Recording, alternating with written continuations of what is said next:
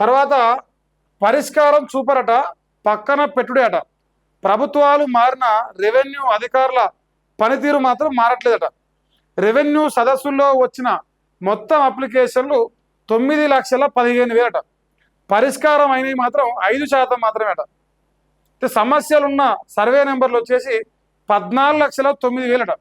పరిష్కారం అయినవి మాత్రం 71,000 అంట. ఇక చూసుకోరు, 71,000 14 లక్షలేడా.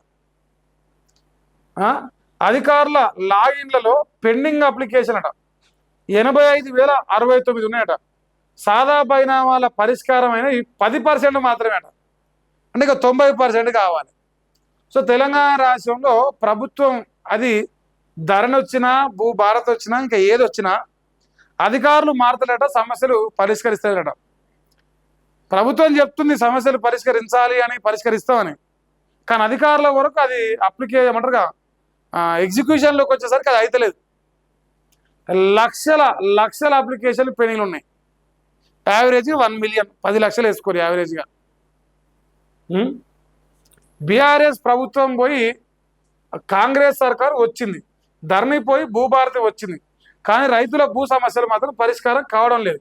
ఇందుకు రెవెన్యూ అధికారుల పనితీరే కారణమని విమర్శలు వస్తున్నాయి.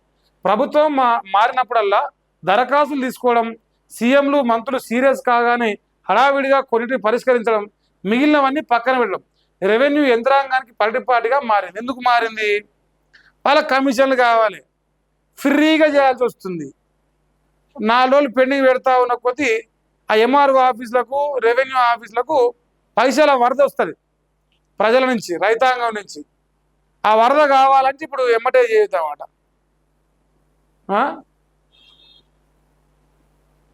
కాంగ్రెస్ అధికారంలోకి వచ్చాక రాష్ట్రంలో భూ సమస్యల శాశ్వత పరిష్కారం కోసం ప్రభుత్వం ఎంతో ప్రతిష్టాత్మకంగా నిర్వహించిన రెవెన్యూ సదస్సులు ఆశించినంత స్థాయిలో ఫలితాలు ఇవ్వడం లేదు.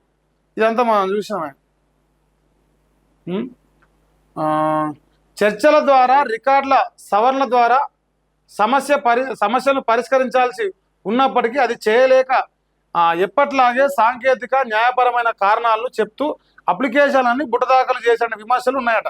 దీంతో ఎప్పట్లాగే లక్షలాది మంది రైతులు, భూ యజమానులు మళ్ళీ కార్యాలయాల చుట్టూ చెప్పులు అరిగేలా తిరుగుతున్నారు. ఇది ఇట్లనే కంటిన్యూ అవుతుంది. ఇక మన భూభారతి సంగతి రాశారు. భూభారతి పోర్టల్లోని దరఖాస్తులు పెండింగ్ అట. ఒకవైపు రెవెన్యూ సదస్సులో పెట్టుకున్న దరఖాస్తుల పరిస్థితి ఇలా ఉంటే, భూభారతి ద్వారా ఆన్లైన్లో 1000 చొప్పున చెల్లిస్తూ పెట్టుకుంటున్న అప్లికేషన్లు సైతం అధికారుల ఇష్టారీతిన రిజెక్ట్ చేస్తాడు. 1000 రూపాయలు డబ్బులు కట్టి మరి ఆన్లైన్లో. సో ఆ 1000 బొక్క రిజిస్ట్రేషన్ చేసుకుంటే భూభారతి పోర్టల్లో నమోదైన దరఖాస్తులను తహసీల్దారు, ఆర్డీఓ, అడిషనల్ కలెక్టర్ ఇలా వివిధ స్థాయిల్లో పరిష్కరించాల్సి ఉంటుంది. కానీ ఆయా చోట్ల ముందుకు కదలని వేలాది అర్జీలు నిర్ణీత కాలపరిమితి దాటిపోతున్నాయి. రాష్ట్రంలోని వివిధ రెవెన్యూ అధికారుల లాగిన్లలో మొత్తం 85,069 దరఖాస్తులు పెండింగ్లో ఉన్నాయి. ఇందులో 60 రోజుల లోపు వ్యవధి కలిగినవి 39,076 దరఖాస్తులు కాగా, నిర్దేశిత 60 రోజుల కాలపరిమితి దాటిపోయినవి ఏకంగా 45,993 అప్లికేషన్లు ఉన్నాయి. అంటే దాదాపు 54% పైగా ఉన్నాయి. ఇప్పుడు వల్ల రెవెన్యూ శాఖ పనితీరుకు అద్దం పడుతున్నది. 54% అప్లికేషన్లకు డిజిటల్గా ఆన్లైన్లో వచ్చిన అప్లికేషన్ 85,000 అయితే దాంట్లో 45,993 అప్లికేషన్లు దాని నిర్ణీత కాల పరిమితి దాటిపోయినాయి. 60 రోజుల సమయం మాత్రమే ఉన్నాయి. ఇంకా 39,076 ఉన్నాయి.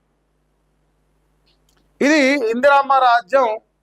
భూభారతి పొంగులేటి సీనన్న, భూముల మంత్రి గారు, దయనీయుడు, దయామయుడు, కడిగిన ముత్యవాసంటోడు పొంగులేటి సీనన్న శాఖ ఎంత ఎలుగబెడుతున్నది ఇక్కడ రాసిరా. ఇది నేను చెప్తలేను, ఇది కాంగ్రెస్ వెలుగు పత్రిక రాసింది వార్త.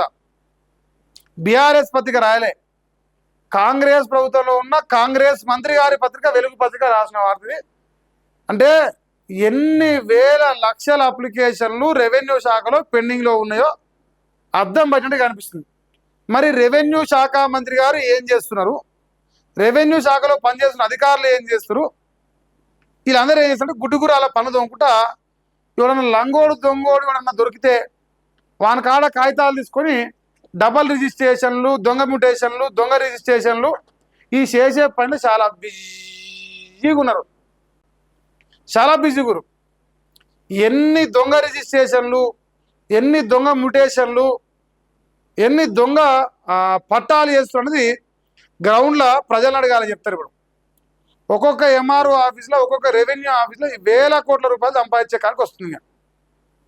ఏముంది, మంచిగా మేడ్చలు, మల్కాజ్గిరి, లేదా ఇటు పోతే హైదరాబాదు, ఇటు పోతే పటాన్చెరు ఏరియాలలో పెద్ద ఎత్తున రిజిస్ట్రేషన్లు అవుతాయి. వేల కోట్ల, వందల కోట్ల చేసే భూములు అయ్యి దండిగా సంపాదిస్తారు. సో ఇది కథనే. మరి మీరు డిసిషన్ తీసుకోరు ఏంది కథ అనేది. ప్రజలైతే కాంగ్రెస్ ప్రభుత్వం నమ్మకం పెట్టుకొని అప్లికేషన్ పెట్టరు. కానీ నమ్మకం ఏ పార్టీ అంటే రైజింగ్లో ఉన్నది రాఘవ కన్స్ట్రక్షన్స్. మనం లేవు రైజింగ్లో, ఆయన ఉన్నాడు. భూములు మింగడంలా గీసవంటి అట్లా.